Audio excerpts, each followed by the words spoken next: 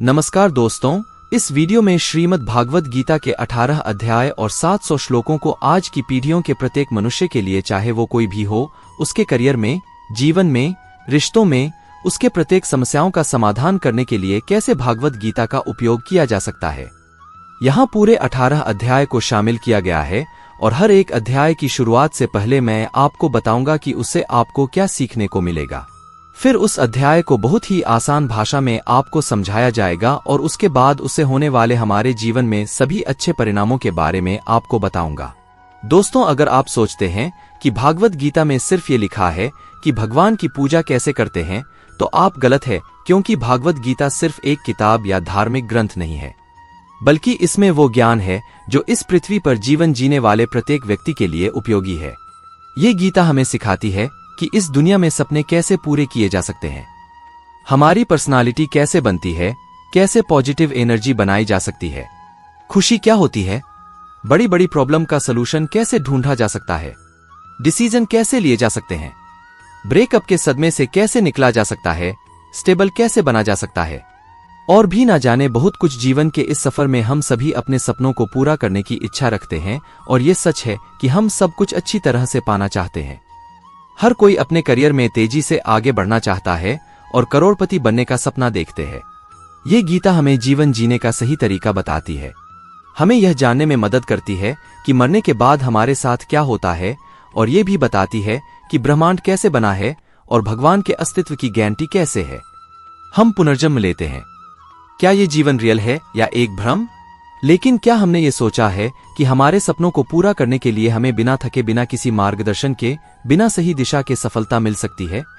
क्या हमारा मोटिवेशन इतना मजबूत होना चाहिए कि हम कभी हार ना माने? हमने कई बार देखा है कि हम जब कभी किसी मोटिवेशनल वीडियो को देखते हैं तो हमारा जोश तो बढ़ जाता है, लेकिन जैसे जैसे हम अपने कर्मों में लग जाते हैं तो वही हमारा उत्साह ही कहीं गायब हो जाता है। हमें अकेले काम करते समय मोटिवेशन की कमी महसूस होती है, तो इसलिए ये वीडियो लंबा हो सकता है।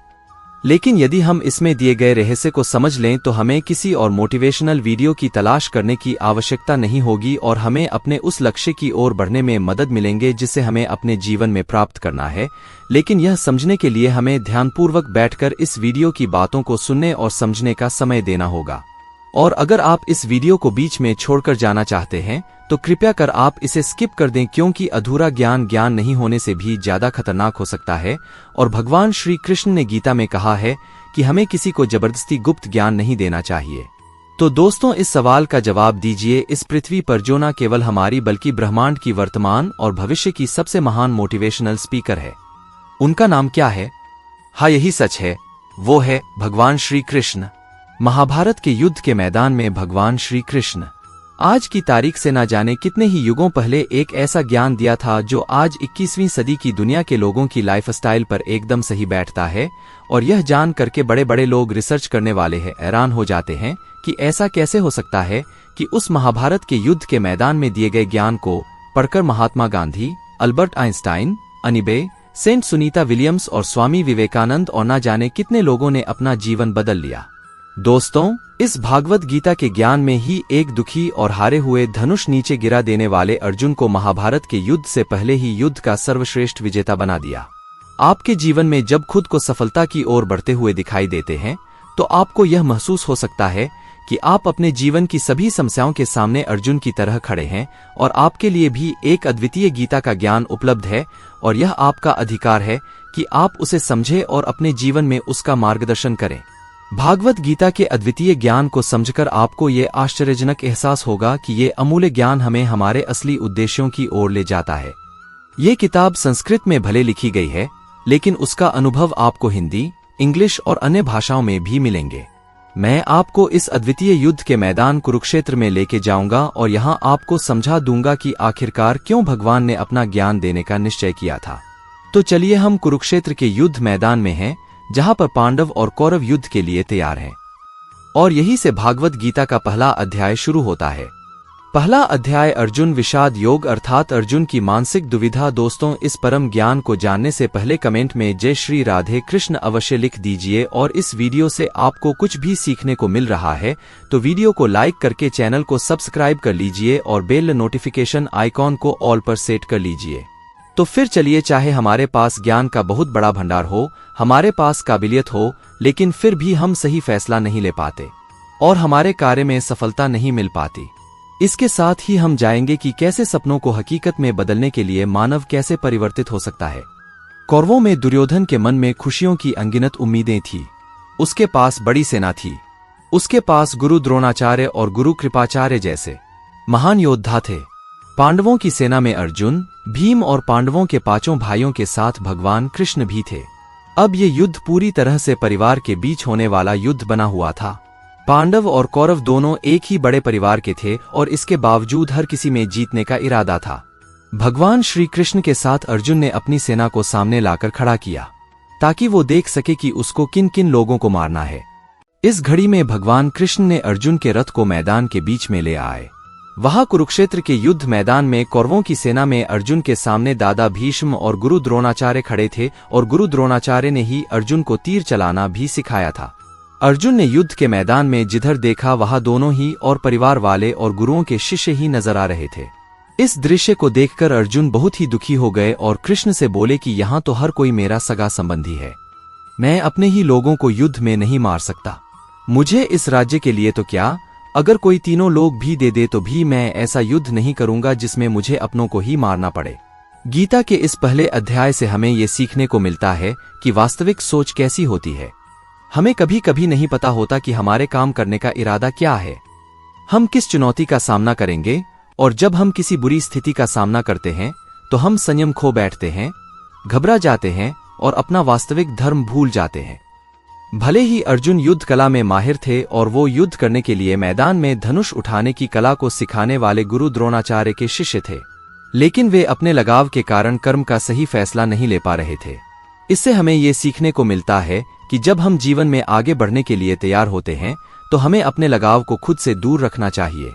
मित्रों, आप इसे इस तरह से समझ सकते हैं। मान लीजिए आपका दिल से किसी व्यक्ति से गहरा प्यार है, लेकिन वो व्यक्ति आपके प्यार को समझने का मन नहीं रखते। इस बदले में आपको उसके प्रेम को प्राप्त करने के लिए मोहित नहीं होना चाहिए, क्योंकि लगाव किसी भी रूप में हानिकारक हो सकता है। जब तक ये लगाव है तब तक आप अपने आत्मा के धर्म को पूरा नहीं कर सकते। गीता का दूसरा अध्याय सांख्य योग यानी कि पुरुष प्रकृति का विश्लेषण करना मनुष्य 5 संख्या से बना है।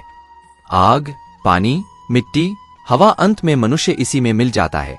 भगवान श्री कृष्ण ने अर्जुन को बताया कि जीवन में सबसे बड़ा योग कर्मयोग है। भागवत गीता के दूसरे अध्याय से हमें इमोशनल स्टेबिलिटी, आत्मा, मृत्यु, पुनर्जन्म और डिसीजन मेकिंग के बारे में सीखने को मिलता है।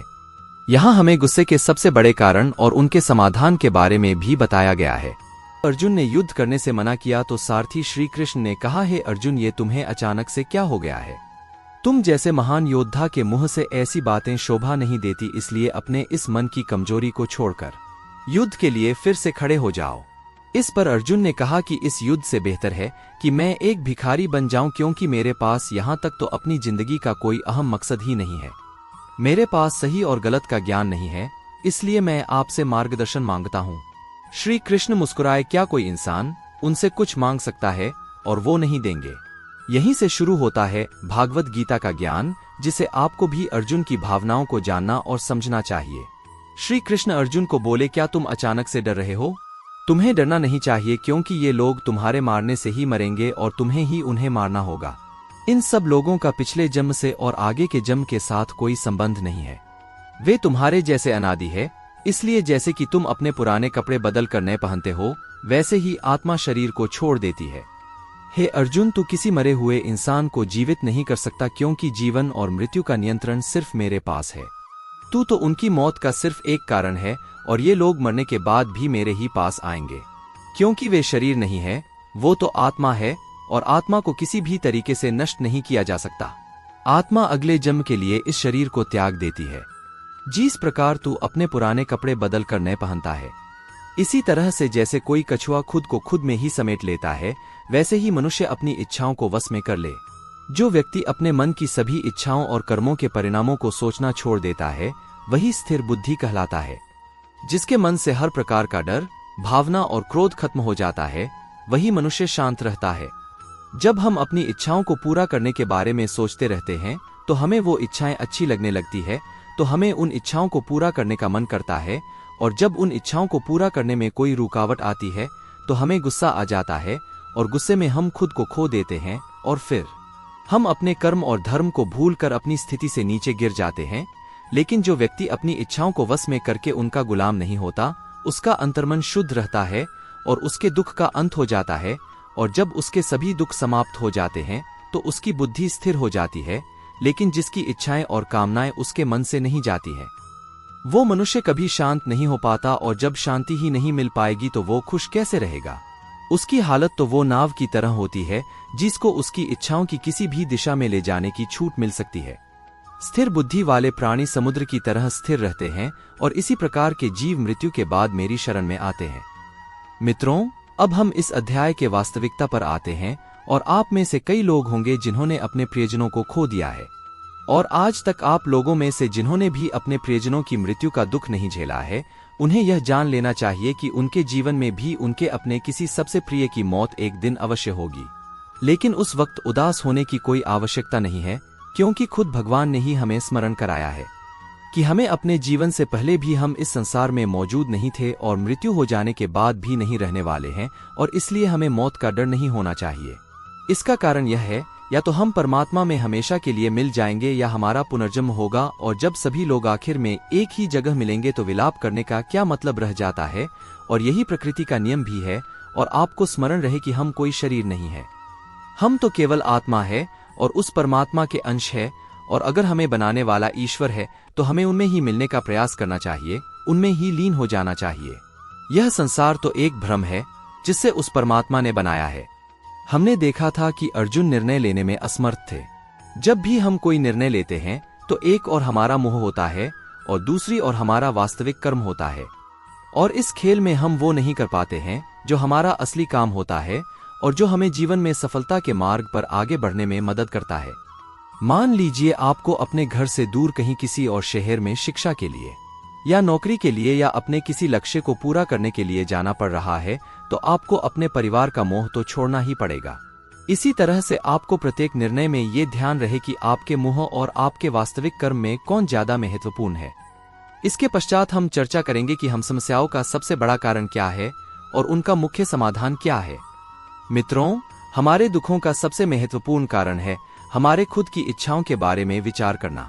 जब हम अपनी इच्छाओं के बारे में सोचते हैं तो वक्त बीतने के बाद हम उन्हें पूरा करने की कोशिश करते हैं, और जब ये कोशिशों असफल हो जाती है तो हमारे अंदर क्रोध पैदा होता है, और क्रोध एक ऐसी चीज है जिसे कोई भी मनुष्य अपने शरीर को त्यागने से पहले नहीं छोड़ता है। तो फिर आप अपने जीवन के बाकी हिस्से में सच्ची खुशियों को कैसे प्राप्त कर सकते हैं? आप हमेशा अपने आप को समस्याओं से घेरा हुआ ही पाएंगे, क्योंकि ये दुनिया तो केवल आपकी खुद की छाया ही तो है। अब आप सोच सकते हैं कि जीवन में कोई इच्छा नहीं रखने से सफलता कैसे हो सकती है, कैसे आप अपना नाम कमा सकते हैं। इसके बारे में भगवान श्री कृष्ण ने कहा है कि सबसे पहले आपको अपने कर्म को पहचानना होगा, यानी आपके लिए वो क्या करना जरूरी है जो आपको अपने लक्ष्य की प्राप्ति में सहायक होगा, और इसके बाद सफल होने की उम्मीद या असफल होने का भय दिल में पैदा नहीं किए बिना अपने कार्य को कैसे करें, क्योंकि आपको लगेगा कि ये कार्य मैं नहीं बल्कि स्वयं भगवान कर रहे हैं। और इसी प्रकार आपकी हिम्मत भी कभी नहीं टूटेगी, क्योंकि आपको ये लगेगा कि आप खुद नहीं बल्कि परमात्मा कर रहे हैं। तीसरा अध्याय कर्मयोग। भागवत गीता के तीसरे अध्याय में हम ये जाएंगे कि कौन सी दो चीजें हैं जो हमें इस दुनिया में सफलता प्राप्त करने में मदद कर सकती है। हम इसमें ये भी समझेंगे कि हम क्या हैं और कैसे हम अपने मन को नियंत्रित कर सकते हैं। हम अपनी बुरी आदतों को कैसे छोड़ सकते हैं और अपनी मनचाही मंजिल कैसे प्राप्त कर सकते हैं। अर्जुन ने पूछा, क्या ज्ञान कर्म से ज्यादा महत्वपूर्ण है? आप तो सन्यासी बनने की बात कर रहे हैं, लेकिन फिर भी युद्ध करने की सलाह दे रहे हैं। कृपया बताएं, मैं ज्ञान का मार्ग चुनूं या कर्म का मार्ग? श्री कृष्ण ने उत्तर दिया, इस संसार में मैंने खुद दो प्रकार के योग दिए हैं, एक है ज्ञान योग और दूसरा है कर्म योग। तुम मनुष्य हो और तुम अपने शरीर के कर्मों को पूरी तरह से छोड़ नहीं सकते। तुम्हें हर दिन काम करना ही पड़ेगा, जैसे कि तुम्हें खाना खाना है और सांस लेना है, और अगर तुम अपनी इच्छाओं को किसी भी प्रकार से रोकने की कोशिश करोगे तो तुम्हारे मन में कभी भी ये संदेह नहीं होने वाला कि तुम अपनी इच्छाओं के बारे में नहीं सोचोगे। इसका अर्थ है कि तुमसे जाने अनजाने में कर्म तो हो ही जाए, क्योंकि तुम मनुष्य ही तो हो, तो तुम अपने धर्म से भी बंधे हो, इसलिए तुम्हारे लिए संन्यास के रास्ते की जगह कर्म का रास्ता ज्यादा सही है। मतलब ज्ञान योग या सांख्य योग की जगह कर्मयोग उचित होगा। इसलिए तुम ये सोचो कि ये काम तुम नहीं कर रहे हो, बल्कि तुम्हारा शरीर प्रकृति का गुलाम होकर कर रहा है।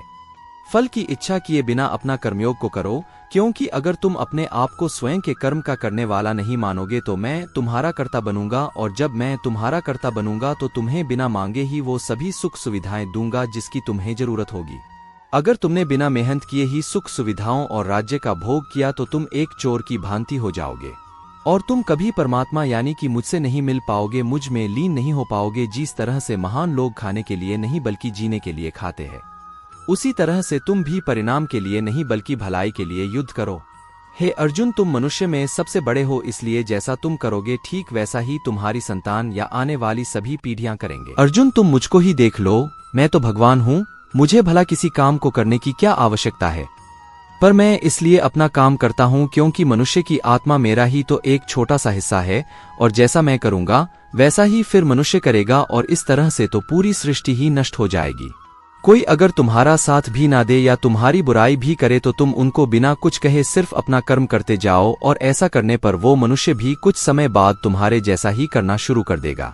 जो मनुष्य ये सोचता है कि वो कर्म खुद कर रहा है, उससे बड़ा मूर्ख और दुखी इस दुनिया में कोई नहीं है, और ज्ञानी लोगों के द्वारा ऐसे मूर्खों पर कभी ध्यान नहीं देना चाहिए। इसलिए है अर्जुन, तू भी अपने आप को इस कर्म के बंधन में न बांधकर बिना किसी आशा के, दया के और पश्चाताप के इस युद्ध को लड़। हे अर्जुन, खुद का धर्म और कर्म दूसरों के धर्म और कर्म से ज्यादा अच्छा और बड़ा समझा जाना चाहिए, भले ही हमारे द्वारा खुद के धर्म और कर्म के पालन करने में कोई कमी या कसर क्यों ना रह गई हो। अर्जुन ने फिर से पूछा कि अगर मनुष्य परमात्मा का अंश है तो उससे गलतियां क्यों हो जाती है, और वो बुरे काम क्यों करता है।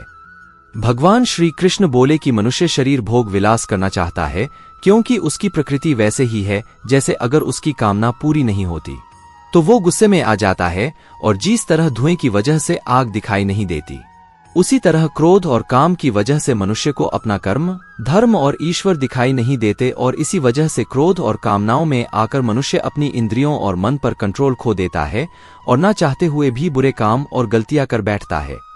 हे अर्जुन, तुम हमेशा याद रखना, इस शरीर से ज्यादा शक्तिशाली है, इसकी इंद्रियां इंद्रियों से ज्यादा शक्तिशाली है, मन और मन से शक्तिशाली है, बुद्धि और बुद्धि से ज्यादा शक्तिशाली है तुम, यानी कि तुम्हारी आत्मा। इसलिए है अर्जुन, तू अपनी आत्मा से अपनी बुद्धि को वश में कर तो तुम्हारी बुद्धि मन को वश में करेगी, और फिर मन तुम्हारे इंद्रियों को वश में करेगा, और इंद्रियां तुम्हारे शरीर को यानी कि तुम्हारे बुरे कर्मों को।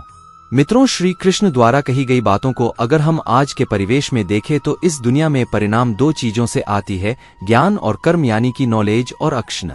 आजकल की दुनिया में हम दोनों चीजों को जोड़कर देखें तो हमारे लिए अक्षण भी उतनी ही जरूरी है जितना ज्ञान यानी कि नॉलेज। ज्ञान का मतलब ये नहीं है कि आप कुछ भी उठा कर पढ़ लिया, बल्कि नॉलेज का मतलब तो ये है कि आप ये सबसे पहले जान ले कि आपके लक्ष्य क्या है, आपकी काबिलियत और आपकी समस्या क्या क्या है, और इन सबको मिलाकर अपने लक्ष्य तक पहुंचने की आपकी प्लानिंग क्या क्या है। ये है आपकी ज्ञान यानी कि नॉलेज। इसके अलावा आपको एक और चीज ध्यान में रखनी है कि आप शरीर नहीं हो, आप केवल एक आत्मा हो। आपकी आत्मा यानी कि आप खुद अपनी अच्छी बुरी भावनाओं, अपने विचार से भी बहुत ऊपर हो, और अगर आप इस तरह से सोचोगे तो अवश्य ही आपकी समस्याएं दूर हो जाएगी और वो बहुत छोटी लगने लगेंगी। इस अध्याय में आगे बढ़ने पर हम दूसरे रास्ते के बारे में जान लेंगे।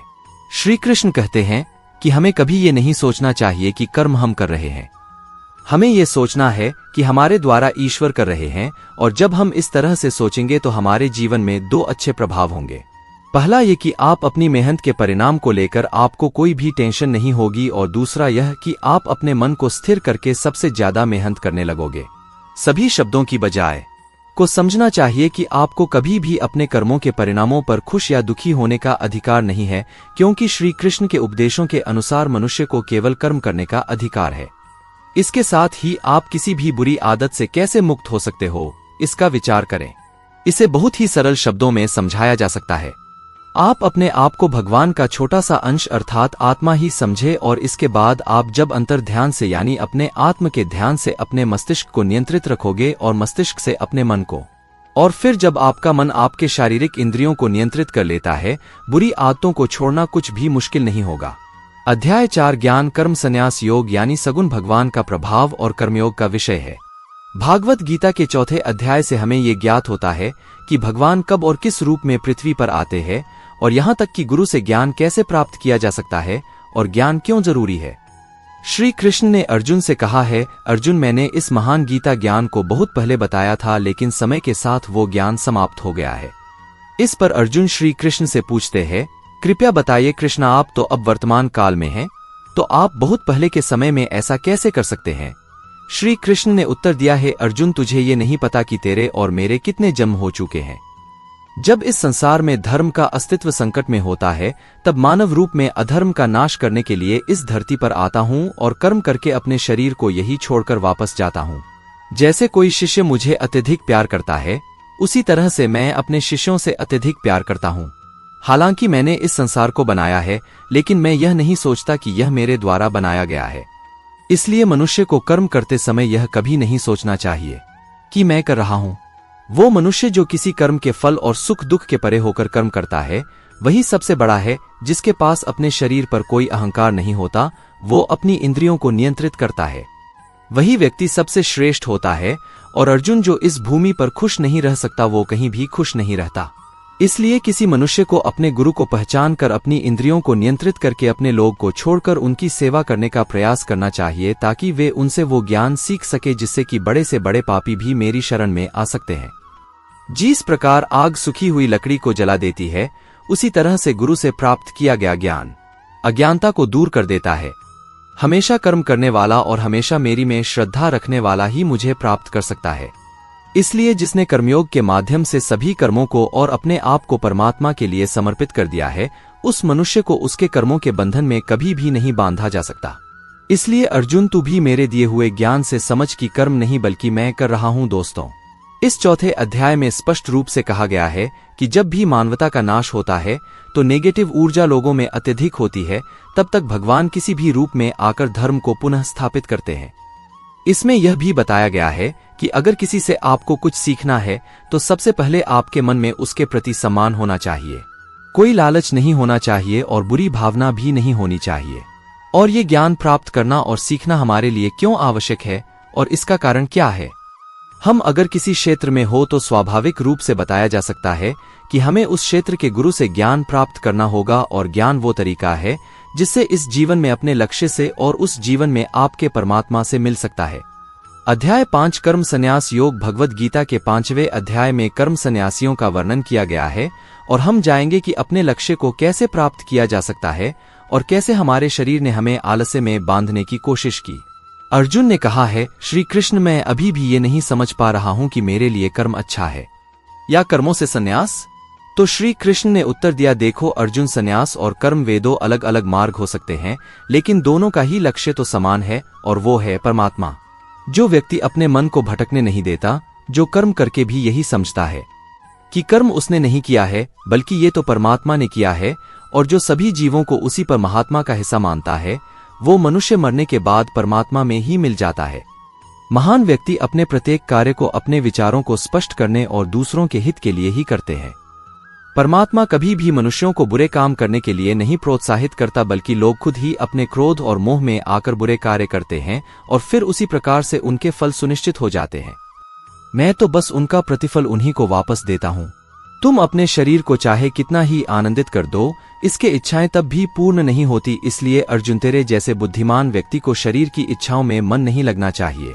इस संसार का असली मूल्य होता है वो जिसने अपने शरीर का नाश होने से पहले अपने क्रोध का नाश कर लिया हो, जो संपूर्ण प्राणियों का हित करता है, जिसका मन किसी भी कार्य में नहीं बनता और जो अपने भटकते हुए मन को एक जगह केंद्रित करके परमात्मा को याद करता है। वही व्यक्ति सुखी भी है और परमेश्वर सहित सभी के प्रिय भी है। तो दोस्तों, इस वीडियो में बस इतना ही आशा करता हूँ आप लोगों को इस वीडियो से काफी कुछ सीखने के लिए मिला होगा। हम मिलते हैं एक नए भाग 2 के साथ, तब तक के लिए धन्यवाद। जय श्री कृष्ण।